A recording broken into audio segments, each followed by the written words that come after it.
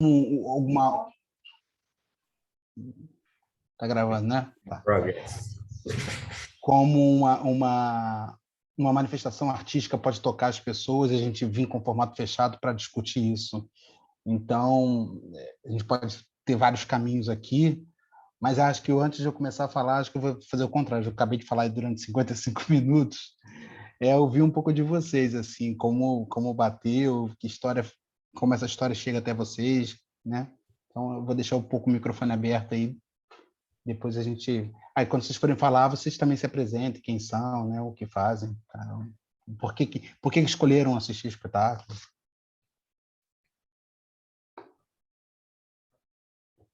Pode ir, Lelê.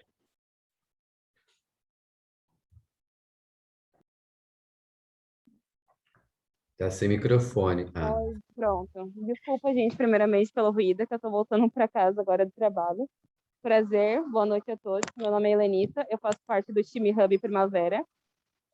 E sou natural do interior de São Paulo, vim para Floripa para estudar como a primeira da minha família a enfrentar, a ingressar a graduação numa federal. E eu cheguei um pouco atrasada, mas tipo, tudo que eu assisti me contemplou de uma maneira que, tipo, eu não esperava e eu me senti mal por não ter conhecido essa biografia, essa história antes. Eu me identifiquei muito porque, infelizmente, infelizmente, a história da minha família não tem registros. Então, tudo que a gente tem é a nossa oralidade.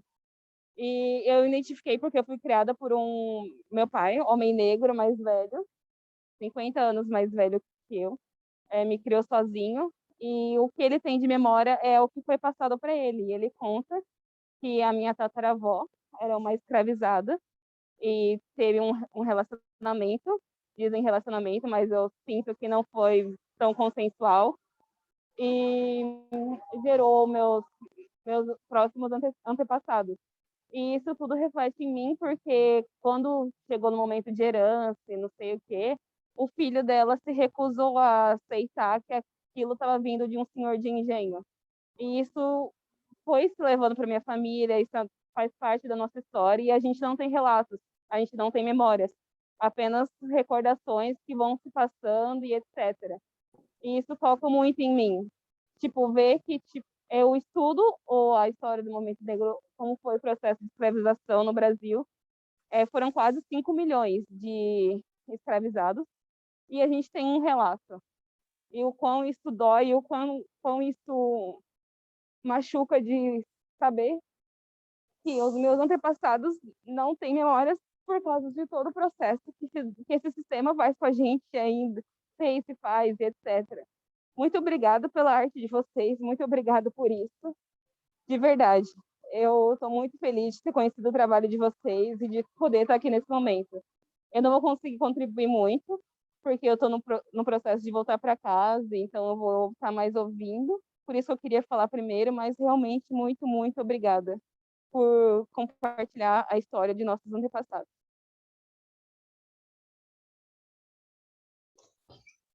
Pô, Helenita, obrigado.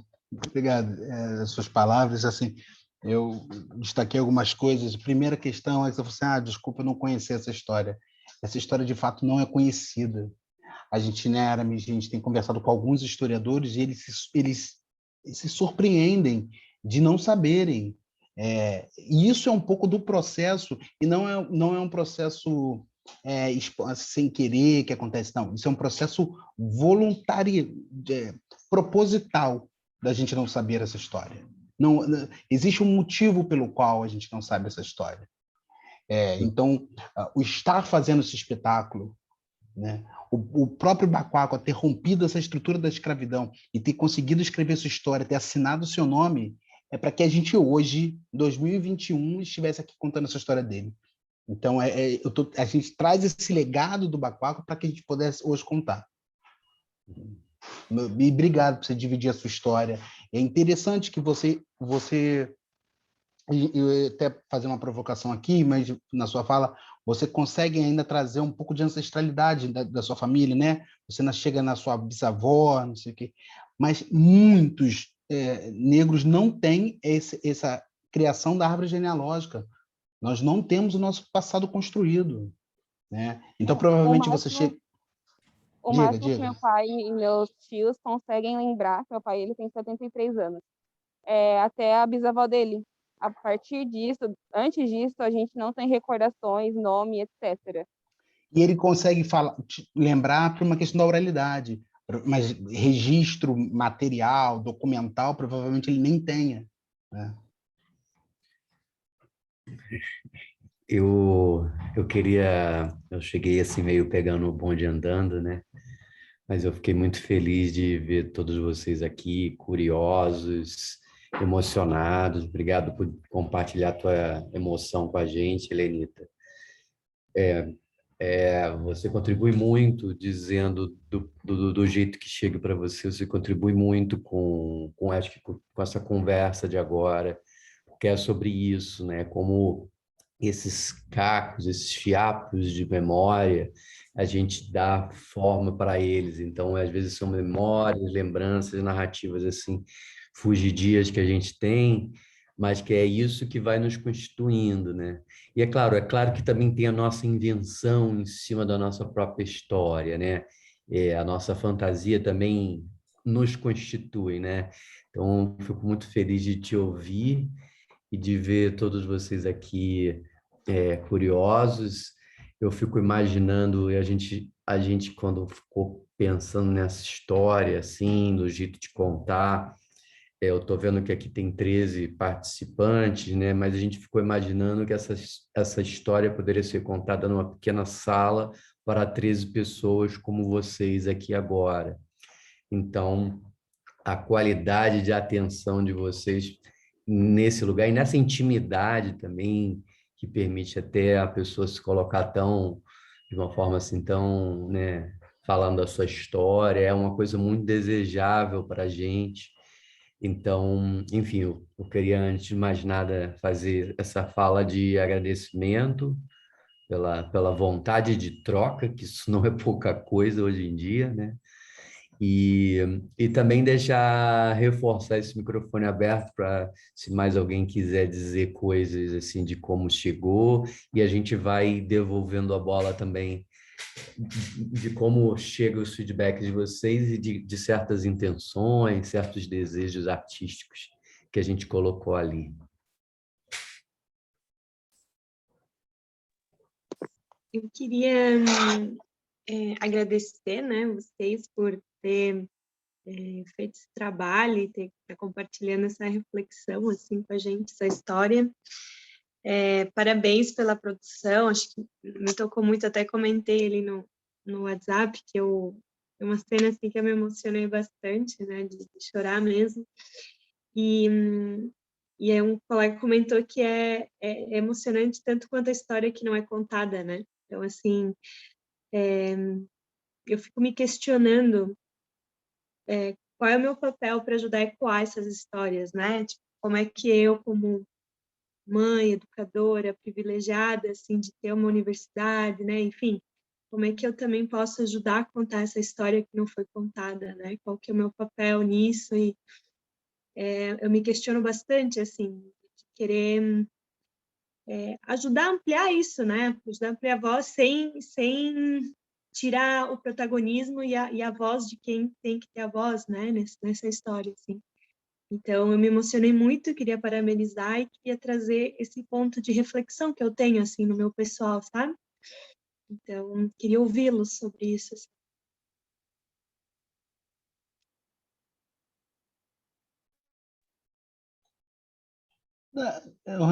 Ornella, né?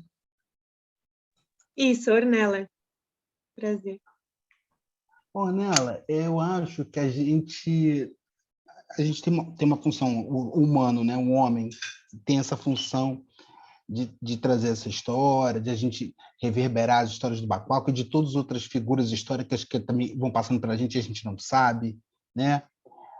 Mas também é uma reflexão de quem são esses bacuacos de hoje, que estão ao seu redor, que estão no seu dia a dia, que estão no seu convívio, que talvez essas histórias também precisam ser protagonizadas.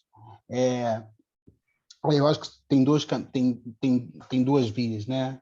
Que é a gente reforçar, sim, os personagens que nos construíram. Então, é trazer o nome do Luiz Gama, é trazer o nome do Macaco, é trazer o nome de Mercedes Batista, é trazer os nomes que são importantes e que são esquecidos. Mas também, quem são esses macacos que estão hoje aqui? Porque a gente não sabe se ele deixou um filho, né? Deixou para chegar até aqui, para chegar na Helenita, para chegar no Wesley, para chegar na Cristiane, né? Quem são as pessoas que estão ao seu redor? Então, acho que a sua provocação me fez pensar nisso, né? Quando você perguntou assim, qual é a minha função, o que eu posso fazer, eu acho que a gente olhar para o dia a dia. Tem uma prática, né, que muitas pessoas negras fazem, que é a continha. Sei aqui que pode concordar comigo, que é a famosa continha, né, Elenita? Sabe o que eu estou falando? Que é você entrar no ambiente, qualquer que seja o ambiente social, e rapidamente fazer uma continha de quantos brancos, quantos pretos tem. Isso eu já faço isso na osmose, assim, já chego para... Já faço raio-x rápido. Então, eu faço até uma provocação. Tragam essa prática para vocês. Ao entrar num ambiente social, que seja numa festa, num show, né, num shopping, numa loja mais legal, faça uma continha rápida. E quando você fizer essa continha, bote outro quesito, que é a questão social. Tá bom, se tem 3 negros, qual a função que eles fazem nesse espaço? São os garçons, são os seguranças, ou são os convidados? Ou são os protagonistas? Sei. Eu mais provoquei, né, Manela, do que respondi. Eu fiquei com 2 coisas. Uma é sobre essa coisa da oralidade, né, que foi falada já aqui também pela Helenita, que é contar e ouvir histórias. Que histórias a gente conta, que histórias a gente dá ouvidos a elas, né? Eu acho que se a gente também emprega esse tipo de raciocínio, né? Assim, por exemplo, no caso de você que é uma professora que vai lidar com diferentes públicos, né? Tem algumas histórias que vai caber a você contar, porque você, no seu papel de professora, ali, né, está o seu lugar. Sendo que ali na sua comunidade acadêmica, na sua comunidade escolar, vai ter histórias para você ouvir que vão atravessar as suas, sabe? Eu acho que se a gente se coloca aí nesse lugar aí um pouco mais, como se diz, esse exercício de ouvir mesmo, de escuta, de tentar ser um ouvido atento, né, acolhedor, eu acho que a gente se modifica e se coloca de outro jeito aí nessa gira, sabe? Porque aí, quando você vai conseguir perceber qual vai ser a hora que a sua boca não pode ficar fechada e qual é a hora que é melhor que você silencie, né? Porque tem horas que aí, tá, às vezes tem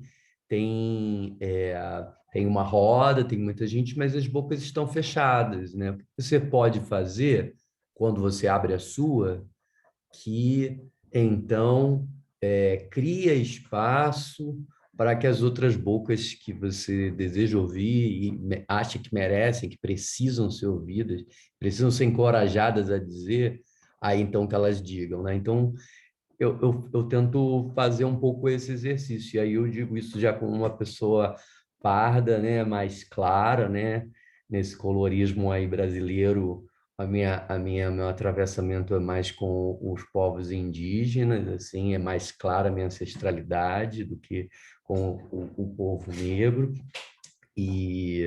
mas só que tem algumas lutas, alguns lugares que a gente vai se encontrando quando a gente, então, faz esse exercício. E aí eu estou falando também já, falando assim como uma espécie de feedback para a sua questão, mas já me colocando também como diretor, né?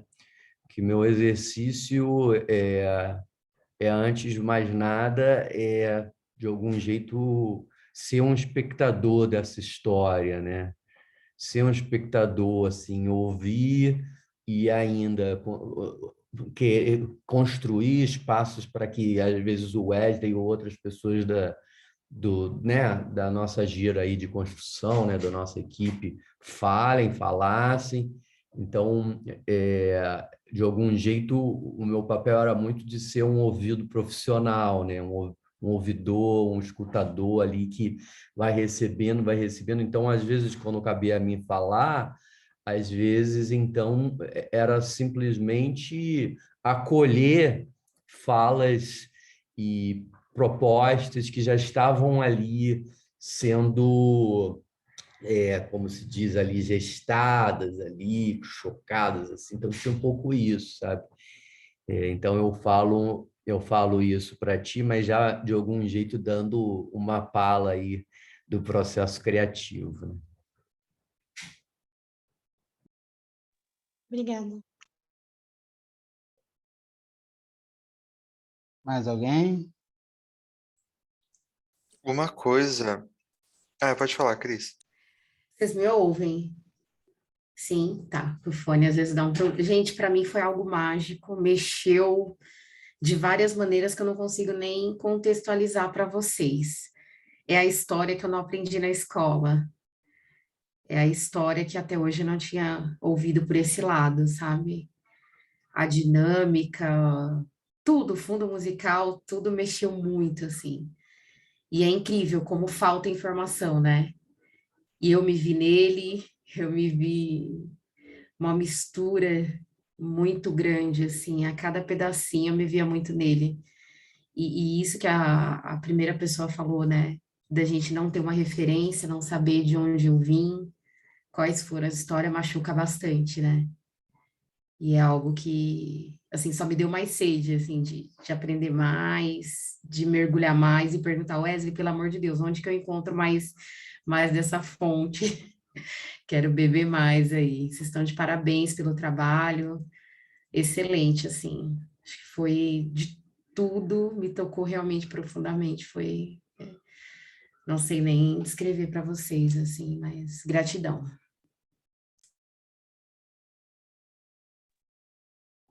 Existe um processo educacional né, hoje em dia estão chamando, né, de letramento racial, né, que a gente não passou e que a gente tem que ter a humildade de entender que nós não passamos, que nós não temos e que temos que correr atrás.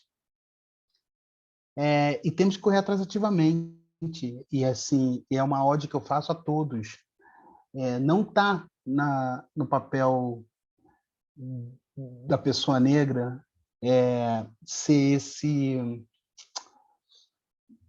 arauto da verdade, que a gente a todo momento tem que explicar tudo, e que a gente a todo momento tem que... Eu acho que é uma função social de todo mundo. Primeiro, entender que existe esse gap educacional, que existe esse vácuo na história, né, da nossa formação, e que a gente tem que parar e se entender. Por exemplo, eu como homem, eu tenho que me entender a todo momento quais são as rupturas machistas que eu tenho que me desvencilhar. E todo dia eu vou desvencilhando um pouquinho, perco uma aqui, mantenho outra ali.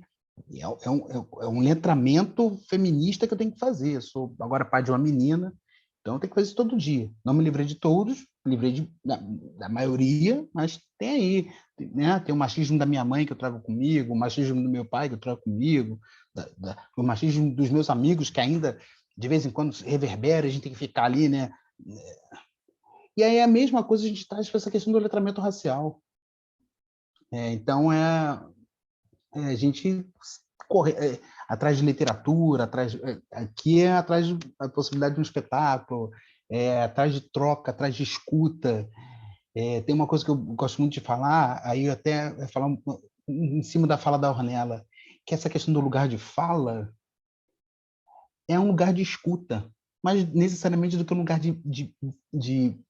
da fala como movimento, da fala como palavra. Tem um lugar da fala que é o lugar da escuta também. Mas eu não posso estar porque eu sou uma mulher branca, então eu não tenho um lugar de fala, de poder falar sobre a questão do negro. Não, mas esse lugar de fala é um lugar de escuta, é um lugar de entender, é um lugar de você estar aqui, ó, quinta-feira, 9h30 da noite, assistindo um espetáculo sobre isso. É essa ação, é essa atitude que transforma você, que te tira desse lugar da... Tem um livro do rabino Newton Bonder, sei se vocês conhecem, é um rabino, aqui, pelo menos no Rio de Janeiro, ele é super... E ele faz uma distinção entre as tradições e as traições. E que as traições, elas são muito mais benéficas para a sociedade do que as tradições. Porque no momento que a gente trai as tradições, a gente começa a evoluir. Então, a gente tem que começar a trair certas tradições, romper com certos hábitos. Quando a gente tem que pegar a palavra trair e não se parar na definição, né? Traição, pegar fora da casa, trair uma mulher, mas é de trair o que te ancora, trair o que te deixa na mesmice, trair no discurso velho e engessado. E aí a gente começa a avançar. Então, ao momento que a gente trai, não entender que o racismo é estrutural, quando eu trair essa questão, eu vou avançar. No momento que eu, como homem, trair todos os meus hábitos machistas, eu começo a avançar.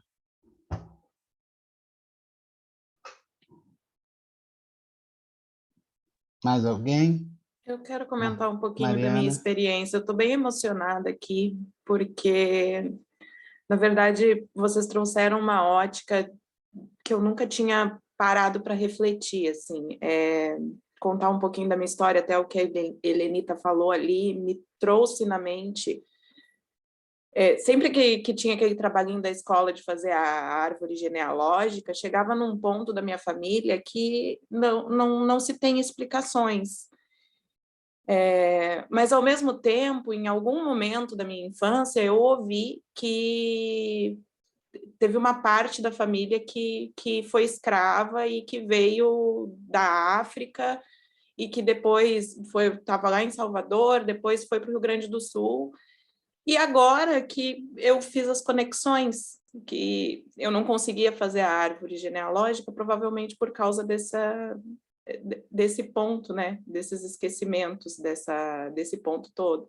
E outra coisa que eu refleti também é que o racismo ele é tão estruturado dentro da sociedade que eu estou percebendo que talvez dentro da minha família mesmo, as pessoas mais velhas, né, mais antigas, a parte mais antiga da família, talvez ela tivesse muito isso, e por isso que não se falava, porque ninguém nunca falou abertamente sobre isso. E agora que eu estou começando a entender, eu tenho tios que são negros, que se consideram negros, não são tão aparentes, mas se consideram negros, né? E eu estou entendendo que existia muitos problemas de família entre o pai deles e eles.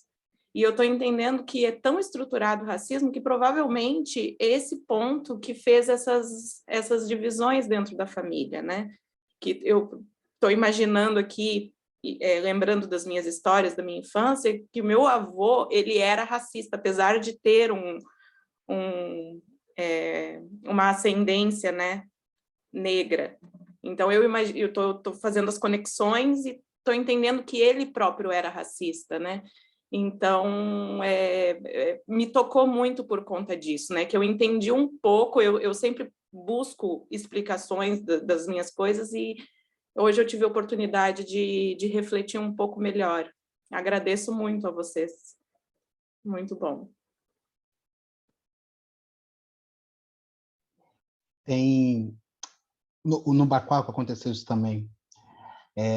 Os escravos, quando eles chegavam aqui no Brasil, em outros lugares, os nomes deles eram alterados para o nome do senhor deles. Então, ele passava a ser João da Silva, porque o senhor da Silva, o português, que era o padeiro, ele tinha uma quantidade de escravos. Então, todos os escravos da Silva padeiro eram João, Joaquim, não sei o que, todos da Silva.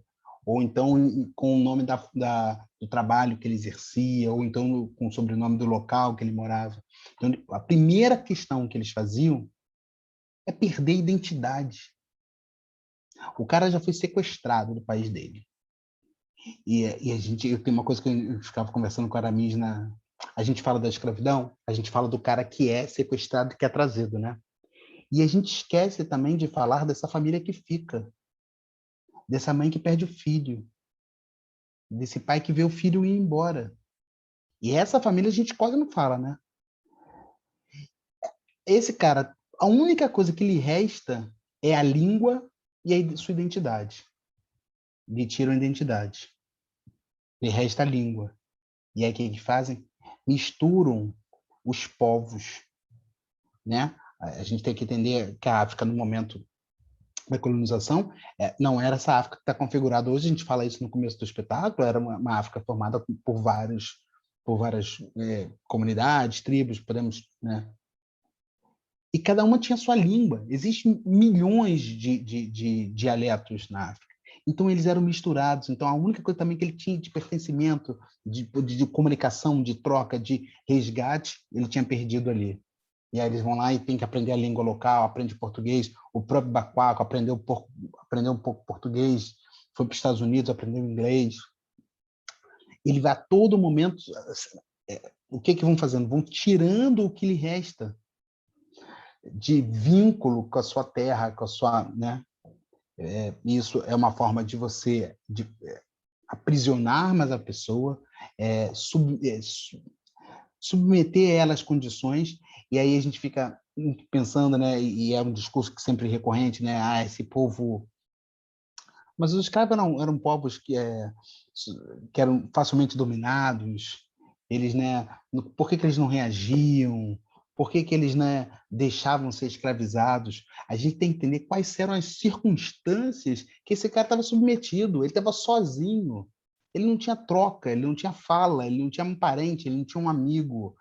Quanto mais misturado ele estava, mais vulnerável ele ficava, né?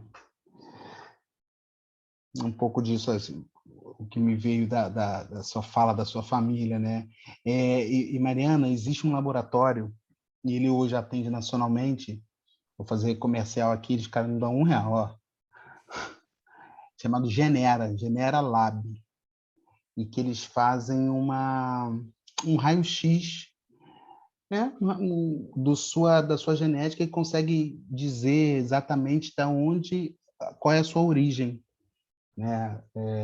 Aí várias pessoas negras têm feito, né, sobretudo para saber suas origens no país africano, mas você consegue fazer de qualquer tipo de genética. Eles estão filiados a um banco de dados genético mundial. Nem é uma coisa tão cara, não. Te indico depois.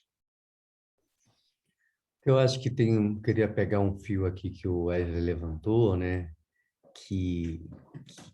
Pegando já o fio do espetáculo mesmo, né? Que isso para mim também eu vejo de novo e me impressiona tudo de novo, que é isso. Primeiro, o Wesley falou desse processo, né? Que é muito violento, né? Que vocês viram, né? Ele era um cara que a família dele era uma ascensão, uma relativa posição social destacada na região, né? E aí teve várias desventuras, a gente pegou ali as principais, mas então ele era uma pessoa que chegou a trabalhar ali quase como uma espécie não é exatamente um rei, mas como um rei da região, então uma alta nobreza dali, né? E aí vai tendo esse processo que vai destituindo ele de todas as suas histórias pelo caminho, né? Nesse itinerário que ele vai transitando no interior da África até chegar ali no litoral, né? É um processo aí é que vem vindo esse processo de apagamento, né? E que isso é bastante falado até chegar no ápice, talvez, que é quando cruza o Atlântico aí nessa masmorra flutuante, né? Que é o navio, né? E aí realmente é um ponto de rompimento, né? Que, em princípio, para muitos, assim, era um ponto de não volta, né? Mas aí tem essa beleza da vida dessa pessoa, que é ele nunca ter desistido de algum jeito de continuar buscando alguma forma de manter quem ele era, com suas memórias, com o nome com seu nome, que isso é efetivo, né? E que isso talvez tenha sido o ponto que permitiu ele por uma questão de sobrevivência, evidentemente, e se reinventando e aprendendo outros idiomas, né? Estima-se que ele aprendeu de fato inglês, chegou fala-se que ele aprendeu algumas coisas de espanhol e de francês, e de português, evidentemente, passou por aqui, além das suas línguas nativas ali, né, que era mais de uma, inclusive, porque tinha essa relação ali com o árabe. Então, uma pessoa que nunca parou por necessidade, por sobrevivência, evidentemente, né? Não vamos romantizar isso, né? Essa ideia de reinvenção como se fosse uma coisa assim só, né? O cara que se faz por si só com essa coisa aí, não. É evidente que é por uma questão de sobrevivência, mas o quanto que ele, enfim, foi um vencedor, né? Quando a gente pensa aí, é uma espécie de história de herói trágico mesmo, como a gente tem lá dos grandes tragédias, né? No caso, pela definição lá de Aristóteles até, isso poderia ser aproximar de uma coisa com um final feliz, né? Porque ele, afinal, ganhou, depois de todos os percalços, né?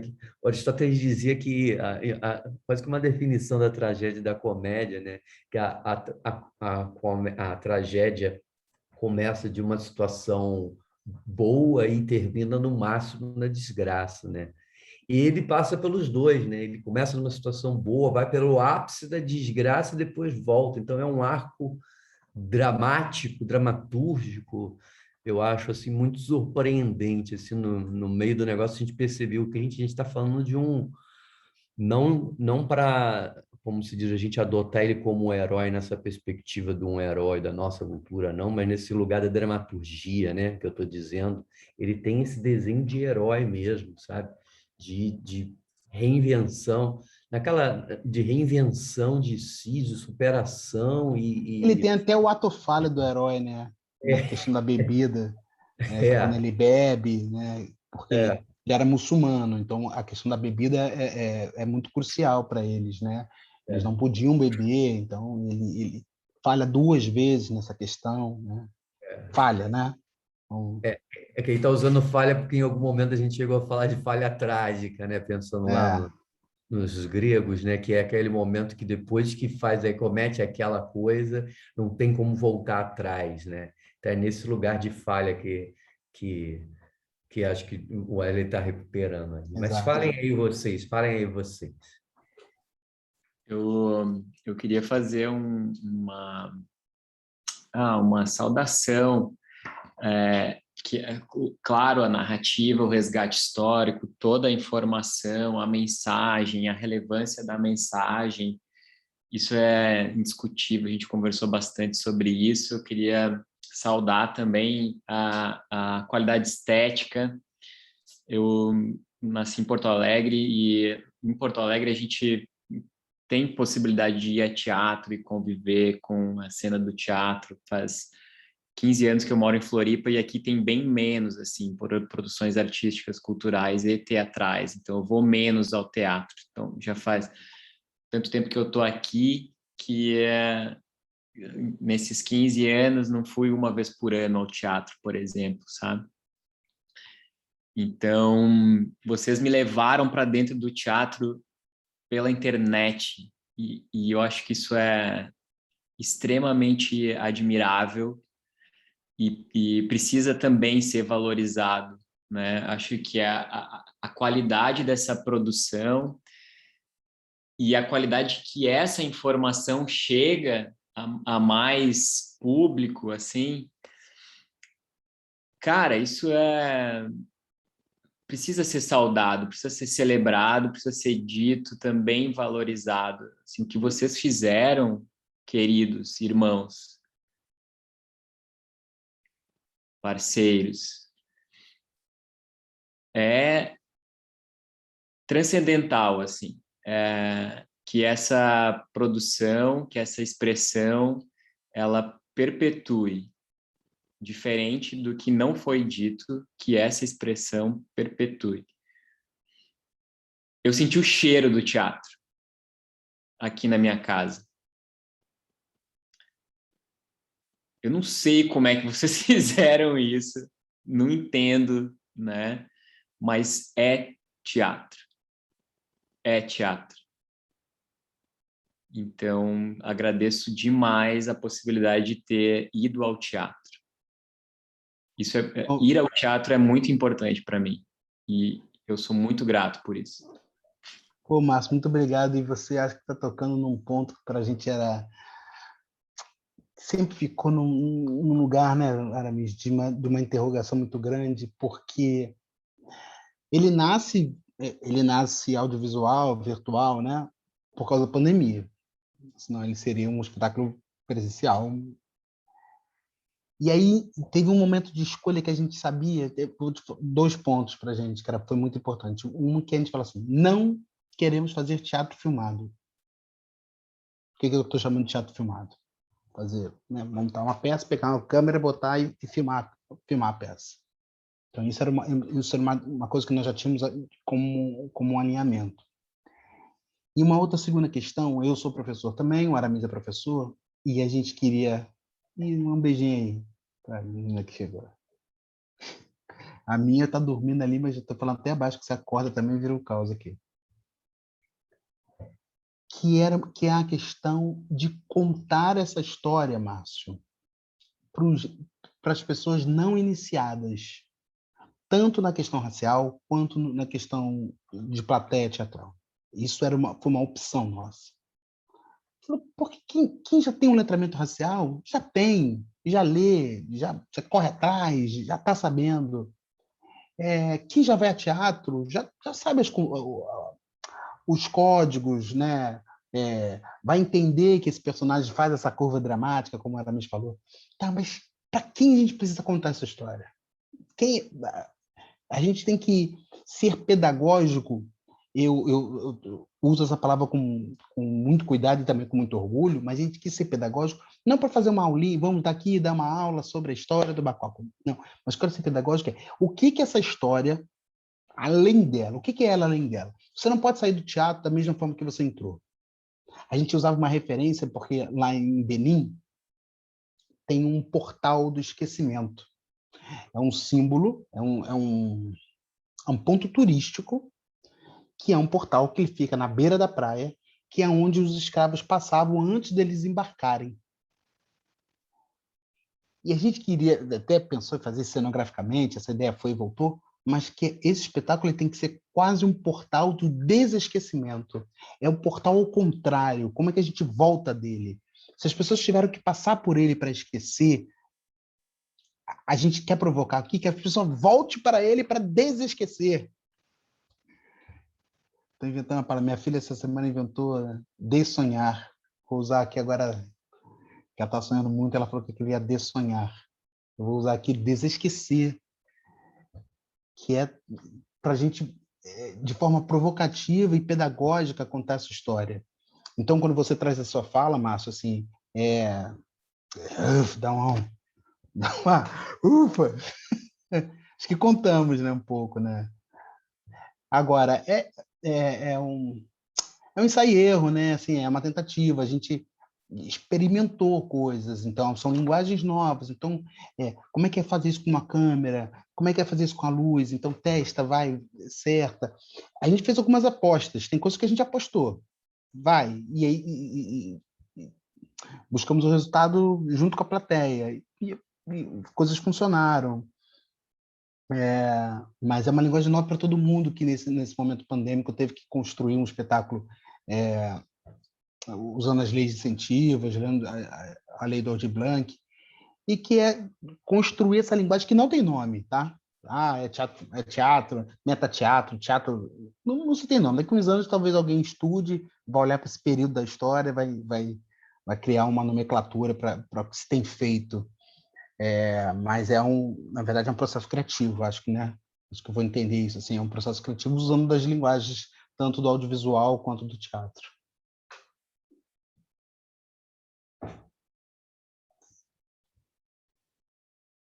Gustavo, Heitor. Então, para mim é muito louco falar assim um pouco, muito confuso, na verdade, falar um pouco sobre essa questão de racismo, porque eu fico meio que no meio da régua, né? E E eu sou de Santos, São Paulo, estou em Santos, São Paulo, me mudei para Florianópolis há 8 anos para fazer faculdade, né? Que nem a Helenita. E aqui no Sudeste é diferente essa questão. Eu sou de escola pública, então todos os meus amigos, meus melhores amigos são mais escuros do que eu. E aí eu mudei para Florianópolis e na minha primeira semana de aula eu não tinha noção da continha. Eles fizeram a continha para mim. E aí logo nos primeiros dias então era algumas perguntas, você tem pinta? Você entrou por cota? Você tem uma beleza exótica? Na hora eu não entendia essas coisas assim, para ser sincero, né? E aí, pô, logo meu apelido de calouro da Leste, que é o MC que morreu no palco, né? Com um tiro, assassinado. E eu fui entendendo essas coisas muito depois, assim, né? Que eu saí daqui de Santos, estava acostumado então a andar com a RG no bolso, mas não era andar com a RG no bolso porque eu não, sei lá, se eu fosse enterrado, ia morrer como indigente. Era para apresentar pro policial quando ele me abordasse na rua, porque a gente já estava acostumado que ele ia abordar logo desde cedo, né? E, e essas coisas é muito louca, assim, né? Foram entrando na minha cabeça depois, eu fui entendendo e fui me reconhecendo, assim, muito tempo depois de 20 e poucos anos. E acho que assim como eu, deve ter muita gente assim que não entende um pouco da sua cor, da sua história, talvez porque os marcos foram apagados, talvez porque a família talvez não queira ser reconhecida como negra em certo momento da vida. E, e assistindo todo o espetáculo foi me dando vários insights, puta, como esse negócio era burro, pra que ter um escravo, velho? Dá maior trabalho, tem que colocar uma outra pessoa pra cuidar, e daí, pô, manda o cara embora, volta no dia seguinte feliz e trabalha melhor. Ficava pensando nessas coisas, me veio que, cara, como me faltou informação, né, durante a minha vida sobre isso, de como que era o cotidiano, de como que aconteciam as coisas. E aí me veio um outro aperto, assim, no meio do espetáculo que eu falei, velho, esse negócio de entrar uma nação desenvolvida, e aí eu tô trazendo o meu lado de internacionalista aqui falando, esse negócio de trazer uma nação desenvolvida, se meter em outro país para bagunçar e por um interesse, aconteceu lá atrás, mas está acontecendo agora com um monte de gente e acho que vai continuar acontecendo assim no futuro, já está acontecendo, então tem muita gente que está com a mesma história acontecendo agora. E coincidentemente eu tô lendo 2 livros, que um é esse daqui, que é Mercadores de Homens, que fala justamente do tráfico de pessoas hoje em dia, e o outro é da Michelle Obama, né? E tô me virando para ler os dois.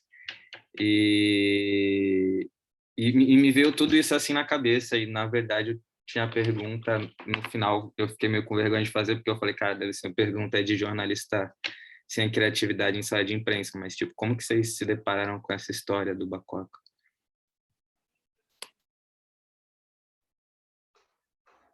Já fizeram essa pergunta para a gente, e a nossa resposta também não é muito emocionante, não. Ela chegou... Existe uma tradução, né, publicada. Ela chegou... Eu descobri essa história e li e entendi que talvez ali pudesse surgir uma história a ser contada. Eu já estava no movimento de querer contar alguma história que tivesse alguma significância para que eu retornasse ao palco. E, simultaneamente, o Aramis também chegou essa história para ele. Agora eu não vou lembrar exatamente se foi de rede social. E aí, quando eu liguei para ele, para falar, cara, Aramis, acho que a gente tem um espetáculo que a gente pode montar, esse personagem aqui. Ele falou, pô, acabei de saber essa notícia. Eu acho até que foi a notícia da publicação do livro. Existe uma tradução publicada, existe um pesquisador que nem está no Brasil, ele faz essa pesquisa, ele é brasileiro, mas ele pesquisa o Bacoca no Canadá, na Universidade do Canadá, chamado Bruno Veras, e a partir do livro, a gente começou a pensar como montar. esse espetáculo já ia ser montado lá atrás, em 2016, por questões de produção se esfriou, não foi montado, a gente conseguiu agora montar, no momento mais difícil do mundo, a gente montou um espetáculo. Mas acho que foi importante, tá? É igual fazer pão. A massa, às vezes, tem que descansar um pouco. E foi o que a gente fez. A gente preparou a massa e botaram para descansar.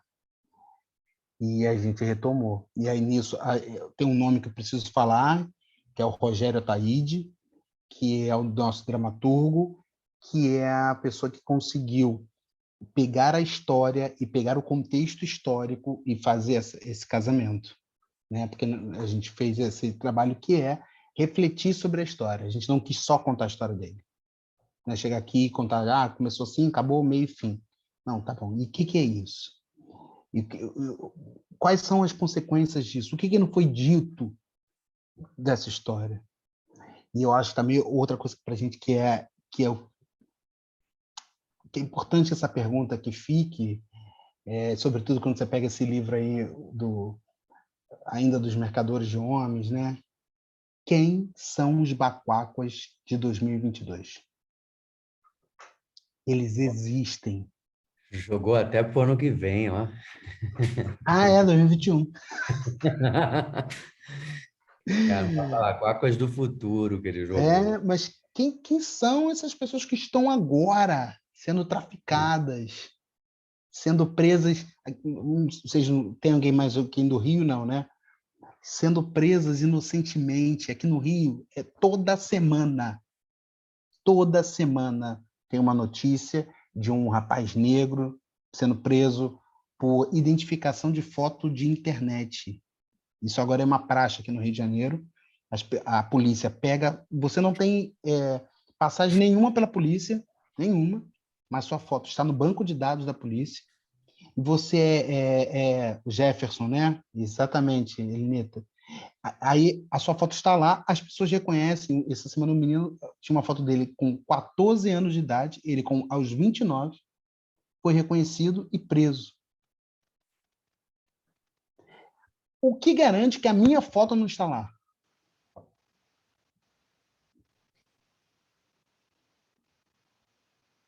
Qual é o critério que a PM tem de escolher algumas fotos de algumas pessoas que a gente sabe qual é o recorte e botar no banco de dados dele?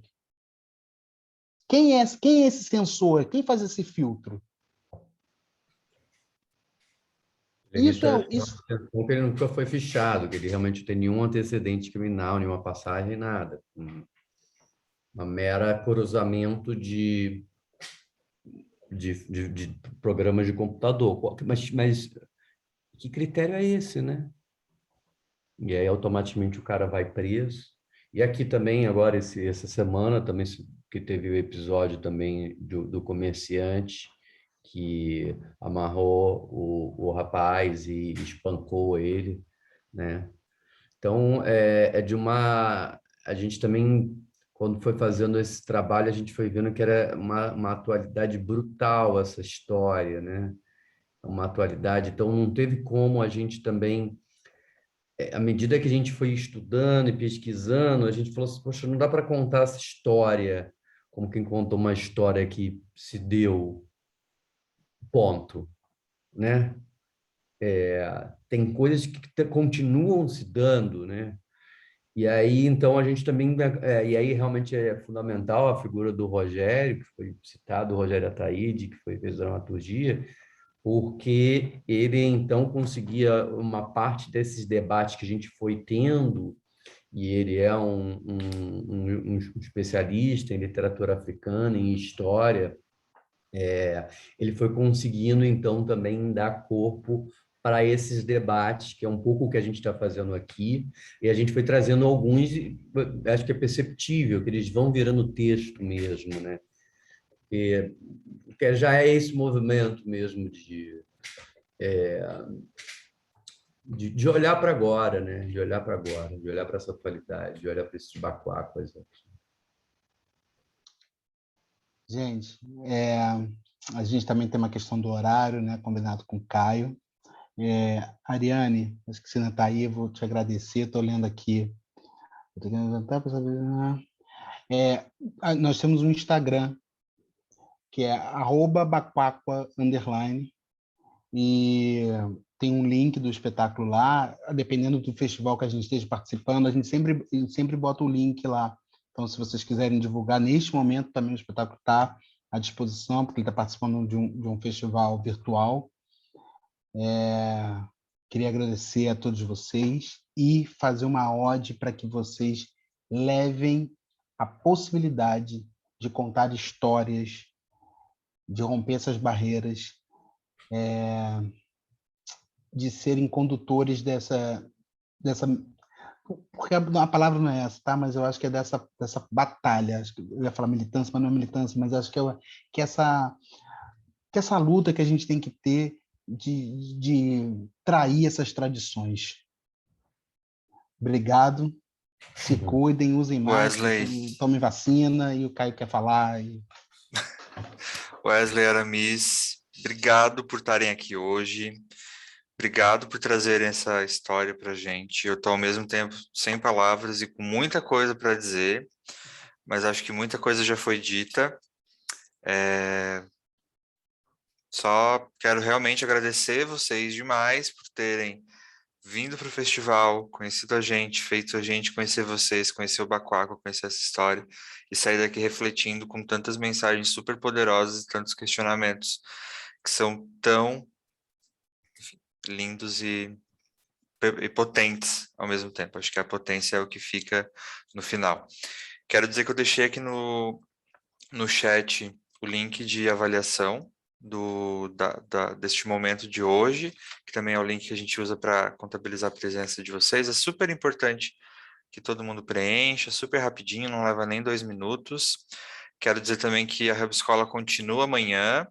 A gente vai continuar com temas super legais. Amanhã a gente tem outras reflexões muito importantes, não sobre o mesmo tema, mas ainda assim outras reflexões. Vamos falar sobre cuidado para mulheres cansadas, sobre comunicação humanizada, sobre impacto social e a comunidade LGBT, sobre doação, pobreza menstrual, sobre negócios. E aí no sábado a gente volta com mais um pouquinho e o encerramento do festival, e a gente espera todo mundo aí nas próximas atividades, tá bom? É um prazer para a gente estar aqui com vocês.